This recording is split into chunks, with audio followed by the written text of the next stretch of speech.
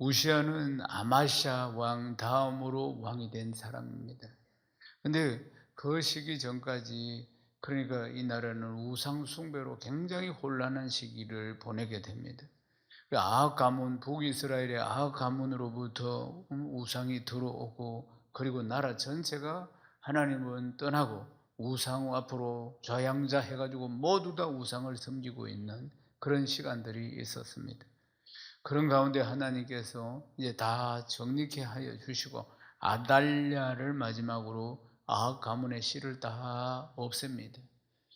근데 이제 그 당시에 왕이 누구냐면은 요아스와 아마샤 왕 때 이런 일들이 일어났는데, 요아스 왕이나, 그러니까 우시아 왕이 오기 전에 그 위에가 아마샤고 그 위에가 요아스인데, 이 두 사람은 전부 다 그러니까 반란을 통해서 죽습니다. 반란을 통해서. 근데 이 두 왕이 먼저 요아스 왕 때는 아람 나라하고 전쟁해 가지고 패합니다. 우상 섬기니까 일어난 일입니다. 패했어요. 그 다음 왕인 아마샤는 이스라엘, 북이스라엘과 싸워서 패합니다. 그리고 패하면 어떻습니까? 종으로 끌려가는 겁니다. 그리고 또 가지고 있는 거 다 뺏기는 것입니다. 그러니까 이들이 들어와가지고 성전에 있는 기물을 전부 다 가져갑니다. 성전, 하나님 섬기는 성전에 있는 기물들을, 그 금이나 이런 것을 만든 것들 싹 다 가져가고 사람도 볼모로 잡아가고, 그런 상황 가운데 이 사람들은 이제 반란으로 죽습니다. 그 다음 이제 이 왕이, 오늘 주인공인 우시아 왕이 즉위를 하는데, 이런 상황 가운데서 16살에 즉위를 하게 되는 겁니다. 근데 우시아 왕의 통치를 보면 초기에는 통치를 굉장히 잘합니다. 여러 가지 업적을 성경을 보면 많이 남기는 걸 볼 수 있습니다. 전쟁을 여러 차례 치르거든요. 결국은 모두 전쟁은 땅을 빼앗기 위해서, 재물을 빼앗기 위해서 이제 전쟁을 하게 되는데, 블레셋과 전쟁하고 아라비아 사람들과 전쟁하고 마온 사람들과 전쟁해서 전부 승리합니다. 전부 승리해가 조공을 받습니다. 그러니까 나라가 이제 전쟁을 통해서 부강해지는 것입니다. 지면은 망하는 것이고 전쟁을 통해서 부강해집니다. 그러니까 그들로부터 조공을 받지요. 그리고 나라가 굉장히 강성해집니다. 그래서 애굽에까지, 애굽이 이집트입니다. 애굽에까지 명성이 자자하게 흘러나갑니다. 그리고 외부적으로는 강한 나라로 전쟁했다면 이기고 그런 이제 나라였고, 내부적으로는 또 이 왕이 내부적인 부분에도 굉장히 많은 마음을 쏟습니다. 예루살렘의 성 모퉁이마다, 문과 골짜기의 문과 성구비마다 망대를 세우고 내부적으로 견고하게 만들었다, 그 말입니다. 성을 견고하게 세우고 망대를 세우고, 물웅덩이도 물웅덩이, 물이 있어야 되니까 많이 파고, 그리고 또 평지에 또 고원에 가축들을 많이 기르고, 그리고 또 포도원도 넓게 확장을 하고, 성경을 보면은 내부적으로도 먹고 사는 문제도 굉장히 마음을 많이 썼다 하는 것을 볼 수가 있습니다.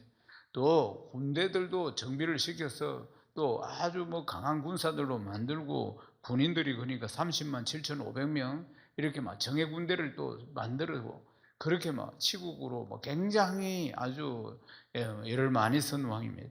군대들도 보면은 장비가 아주, 군사 장비가 뛰어납니다. 방패, 창, 투구, 갑옷, 활, 물매, 보면 성경에 보면 자세히 나오는데, 이런 부분들도 무기를 또 고안하게 만들어 가지고 망대와 성곽에다가 큰 화살을 두고, 그 다음에 큰 돌을 쏘고 던지도록, 이렇게 우리가 영화 보면 나오는 그런 이제 장비들도 다 고안을 해서 만들고, 그렇게 하죠.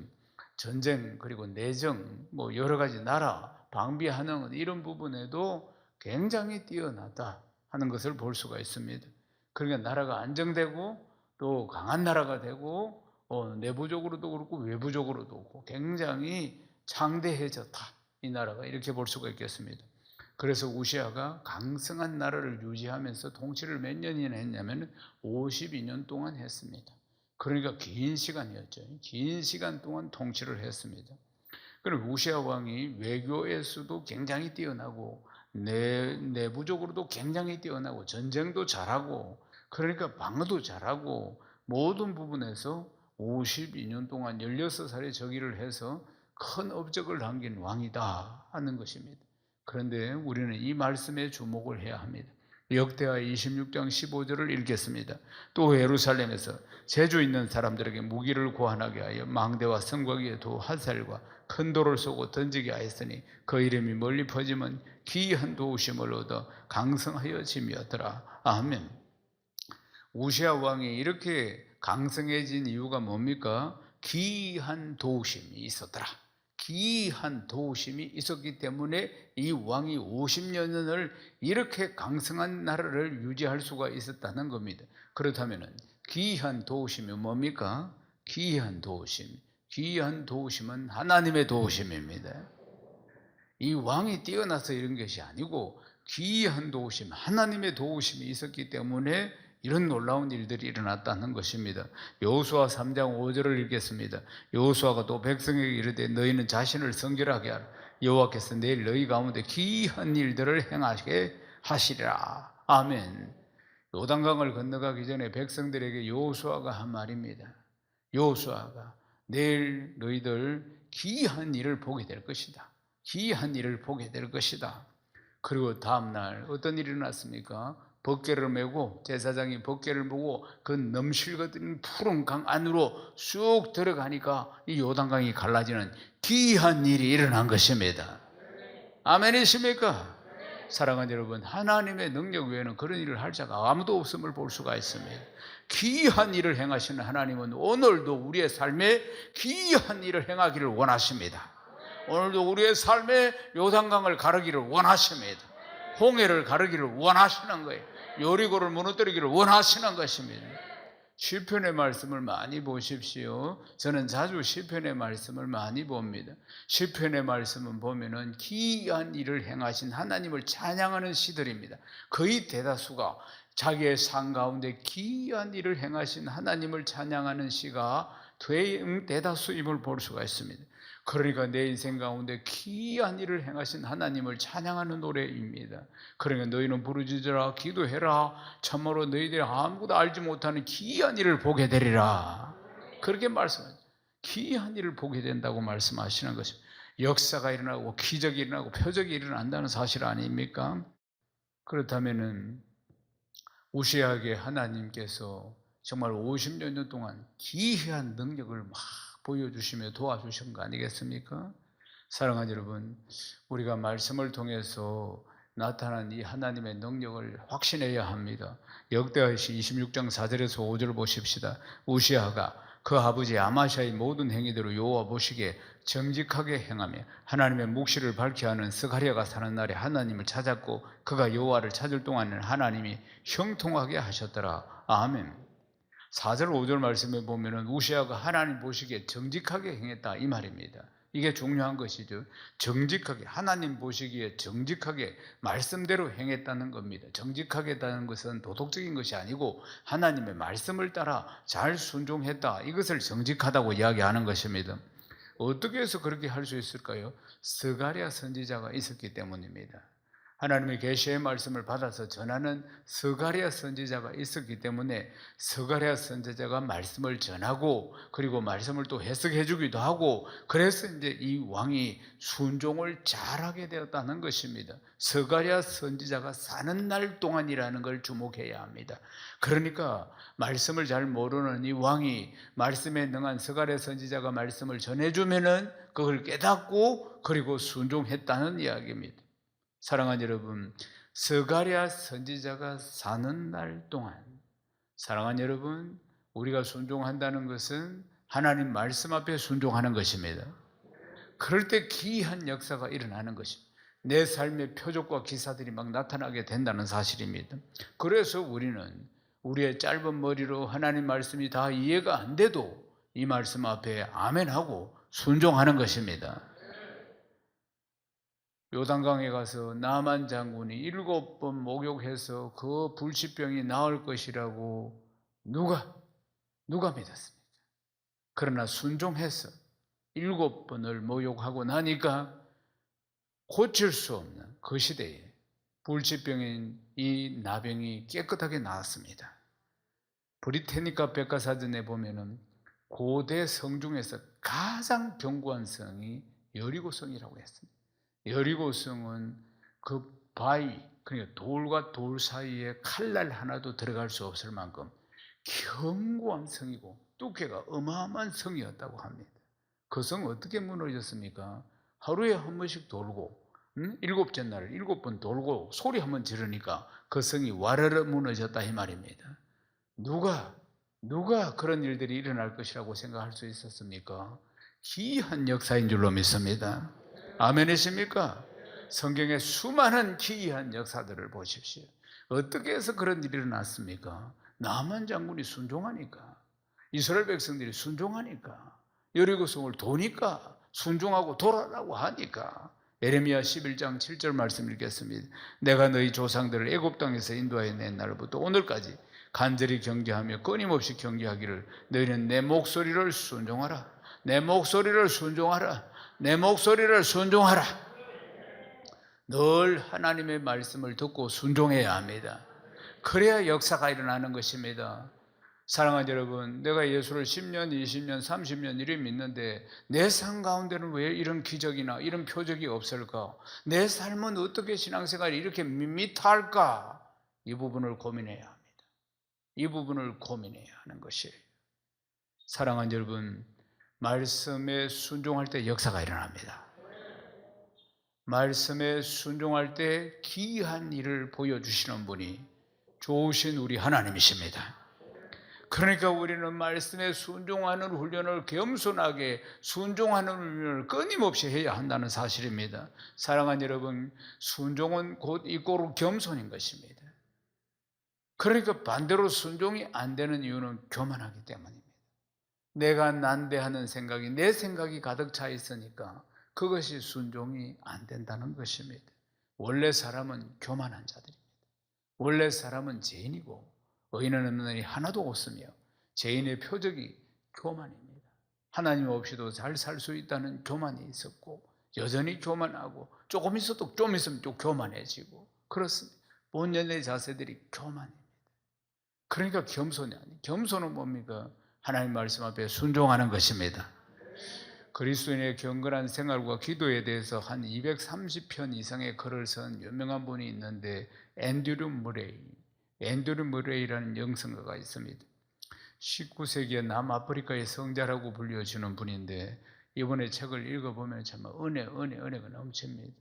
겸손에 대해서 이런 이야기를 했는데 꼭 잘 들으셔야겠습니다. 주님의 참 제자의 특성은 마음의 온유와 겸손에 있으며 또한 겸손이란 스스로 생기는 것이 아니라 그것이 곧 강구와 기도와 신앙의 훈련의 목표가 되어야 한다.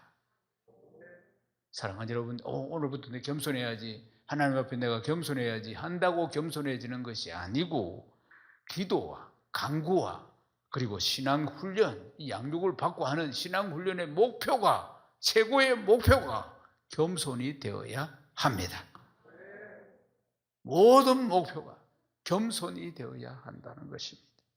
사랑하는 여러분, 우리가 하나님 말씀 앞에 겸손하지 못하면은 하나님의 은총도 성령의 역사도 하나님의 능력도 그런 기이한 역사도 체험할 수가 없는 것입니다. 사랑하는 여러분, 하나님 앞에 나의 올바른 태도는 겸손입니다. 겸손하지 않을 수가 없습니다. 내가 어떤 존재인가를 깨달아야 합니다. 우리는 피조물이에요. 하나님이 온 우주 만물을 창조하셨는데 우린 피조물이에요. 마스크 하나도 제대로 벗지를 못하는 피조물이에요. 오늘도 훅 불면 꺼지는 피조물이에요. 나사 하나 돌리면 그냥 비틀거리면서 쓰러지는 반신불구되는 피조물이에요. 내가 운전 잘한다고 안전합니까? 사거리에 빨간불 보고 가만히 있는데 뒤에 와서 바다가 난리 나는 거 아니겠습니까? 나 혼자 사는 게 아니라 그 말이지. 얼마나 자충울동, 참을 자충우돌, 뭐 여러 가지 고충들, 얼마나 많은 파란만장한 인생을 우리가 살아갑니다. 우린 피조물이에요. 우린 영원히 사는 존재도 아닙니다. 잠시 살다가 가는 것이 보면은 내 위치와 내 존재를 잘 알면은 나를 창조하신 그분께 겸손해질 수밖에 없는 줄로 믿습니다. 나에게 베풀어 주신 은혜, 시간, 그 모든 것들 다 내가 잘나서 만든 것이 아니고 내가 새벽별 보고 나가서 밤늦게 들어오면서 열심히 살아서 만든 것이 아니고 하나님의 은혜요 은총입니다. 아멘이십니까? 하나님의 은혜와 은총이라 그 말입니다. 이것을 깨달을 때 내라는 존재, 내가 피조물이라는 존재를 깨달을 때 하나님 앞에 겸손해질 수밖에 없습니다. 아멘이십니까? 참으로 중요한 것입니다. 사람은 원체 본질이 교만한 존재입니다. 본질이 교만한 존재라. 그래서 우시아 왕이 말년이 참 쓸쓸하고 비참합니다. 역대하 26장 16절을 읽겠습니다. 그가 강성하여짐에 그 마음이 교만하여 악을 행하여 그의 하나님 여호와께 범죄하되 곧 여호와의 성전에 들어가서 향단에 분향하려 한지라. 아멘. 이제 나라가 강성해지고 하나님이 귀한 역사를 베풀어서 잘 되고 강한 나라가 되고 조공도 막 여러 나라에서 바치고 이런 나라가 되니까 교만이 올라온 겁니다. 우시아 왕이. 교만이 뭡니까? 내가 했다는 게 교만입니다. 하나님이 복을 주셔서 그런 일들이 일어났는데 처음에는 다 모든 사람들이 하나님의 은혜입니다. 그렇죠. 하나님의 은혜입니다. 감사합니다. 시간이 지나면 있습니다. 시간이 지나면은 자기의 열심으로 자기가 잘나서 이 일들이 이렇게 되었다고 착각하기 시작하는데 그걸 교만이라고 하는 것입니다. 누구나 다 마찬가지입니다. 외에는 없습니다. 그러니까 근신하고 깨어있으라고 주께서 말씀하시는 것이죠. 근데 우시아 왕이 역시 교만해집니다. 교만해서 무슨 일을 저질렀느냐 하면은 그러니까 제사를 지낼 때 그러니까 이 향단에다가 분향을 하는 것, 향단에 불을 붙이고 제사를 지내는 것은 제사장이 하는 역할입니다. 하나님이 그렇게 정했어요. 왕이 하는 역할이 아니고 대제사장과 제사장들이 제사를 지내는 예식을 진행해야 되는데 이제 왕이 겁도 없이 자기가 분향을 하겠다고 나섰다 이 말이에요. 자기가 이제 제사까지도 자기가 이제 하나님이 시키지도 않았는데 이제 교만이 목까지 올라왔다 이 말입니다. 그러니까 눈에 보이는 게 없으니까 분향 막 자기가 막 나서서 그렇게 막 분향을 올리려고 막 그렇게 할 때 그때 대제사장 아사랴가 제사장 80명을 데리고 와서 막았습니다. 제사장들 80명을 용맹한 제사장 왕 앞에서도 겁을 내지 않는 제사장 80명을 데리고 와서 왕이 분향을 제사를 집례하는 것이야 이 말이에요. 왕이 분향을 하려고 하는 것을 막았다 그 말입니다. 그러니까 우시아가 손으로 분향을 잡고 그리고는 분향하려고 하는데 제사장이 탁 막으니까 큰 소리로 진노를 하는 거, 분노를 내는 거예요. 완전히 화를 확 내는 겁니다. 그 성전에서 화를 확 낼 때 무슨 일이 있었나요? 그때 하나님의 징계가 임해서 이 왕 이마에 문둥병, 나병이 탁 온 겁니다. 성경 말씀에 보면 나병이 그 당시에는 죽을 병입니다. 나병이 이마에 팍 왔어요. 그러니까 급하게 이 제사장들이 왕을 성전에서 쫓아냈습니다. 나병 환자 올 수가 없으니까. 그리고 우시아 왕은 그날 이후로 죽는 날까지 나병 환자로서 별궁에 살다가 인생이 끝납니다. 격리되어 가지고. 나병 환자였기 때문에 사는 날 동안에도 격리가 되어 있었고 그리고 죽고 나서도 왕들의 묘지에 들어가지를 못합니다. 왕들의 묘지에 들어가지 못하고 묘지 바깥들에다가 묻었다는 것입니다. 사랑하는 여러분, 52년 동안 유다를 통치하면서 훌륭한 업적을 만들어내었던 그 이 왕의 최후가 참 이렇게 비참하게 끝났다는 거 아닙니까? 무엇 때문에 이랬습니까? 교만 때문에 이런 거 아니겠습니까? 교만 때문에. 사랑하는 여러분, 그렇다면 왜 교만해졌느냐? 이게 중요한 겁니다. 그래서 성경학자들은 스가랴가 없어서 그래 됐다. 스가랴의 부재. 스가랴 선지자는 그러니까 때가 되어서 하나님께로 갔습니다. 이 세상을 떠났다 이 말이죠. 그때부터 말씀을 가르쳐 줄 자가 없는 거예요. 말씀을 깨닫게 해줄 사람도 없는 거예요. 그러니까 이 왕이 자기 생각대로 해버렸다 이 말입니다. 스가랴 선지자가 살아있을 동안에는 말씀을 전해주고 깨닫게 해주고 그래서 말씀 앞에서 순종해서 이렇게 부강한 나라가 되었는데 인생이 형통하게 되었는데 그러나 스가랴 선지자가 부재하고 난 이후부터 이렇게 타락하게 되었다는 것입니다. 5절 말씀이 그렇습니다. 하나님의 묵시를 밝히 하는 스가랴가 사는 날에 하나님을 찾았고 그가 여호와를 찾을 동안에는 하나님이 형통하게 하셨더라. 할렐루야. 사랑하는 여러분, 말씀을 가까이 하십시오. 아멘이십니까? 말씀을 가까이 하는 길이 사는 길입니다. 말씀이 거울임을 기억해야 됩니다. 항상 나는 교만하다는 걸 알아야 합니다. 뻑하면 교만한 존재라는 걸 알아야 합니다. 인간은 간사하고 항상. 그러니까 거울 말씀을 통해서 내 모습을 쳐다보고 말씀 앞에서 온전히 이해가 안 돼도 순종할 때 겸손으로 나타나는 줄로 믿습니다. 사랑하는 여러분, 말씀에 사로잡히십시오. 아멘이십니까? 더욱더 말씀을 사모하십시오. 누가복음 21장 33절을 읽겠습니다. 천지는 없어지겠으나 내 말은 없어지지 아니하리라. 없어지지 아니하리라. 없어지지 아니하리라. 사랑하는 여러분, 말씀을 더 가까이 하십시오. 오늘 결단하십시오. 그것이 순종하는 길입니다. 그게 순종하는 겸손해지는 지름길이에요. 아멘이십니까? 말씀을 모르면 자기 생각대로 방자하는 겁니다. 말씀이 없으면 교만해진다 그 말입니다. 말씀이 좌하면 좌하고 말씀이 우하면 우하는 순종을 보여줄 때 그게 겸손이라고 하는 것입니다. 그렇다면 우리가 기꺼이 내 자신을 순종으로 훈련시켜야 하는데, 겸손으로 훈련시켜야 하는데 어떻게 해야 하는가? 사랑하는 여러분, 예수님을 통해서 배워야 합니다. 마태복음 11장 29절을 읽겠습니다. 나는 마음이 온유하고 겸손하니 나의 멍에를 메고 내게 배우라. 그리하면 너희 마음이 쉼을 얻으리니. 아멘. 예수님이 하늘 보좌를 버리고 우리를 구원하시기 위해서 이 땅에 오셔서 아버지 하나님 말씀 앞에 죽기까지 복종하신 것입니다. 아멘이십니까? 우리를 살리기 위해서 십자가에서 죽으신 거 아니겠습니까? 이보다 더 겸손이 어디 있습니까? 이보다 더 큰 순종이 어디 있겠습니까? 사랑하는 여러분, 이 순종과 겸손은 우리 예수님이 본이 되심으로 늘 예수님을 묵상해야 합니다. 사랑하는 여러분, 결국은 우리의 삶 가운데 이 겸손이 나타나야 합니다. 아멘이십니까? 우리가 주일날 예배드리고 교회 오면은 다 집사님, 권사님 다 겸손합니다. 겸손의 끝판이에요, 완전히. 교회 안에서 보면. 예. 그런데 세상 나가서 살면 그렇지 않습니다.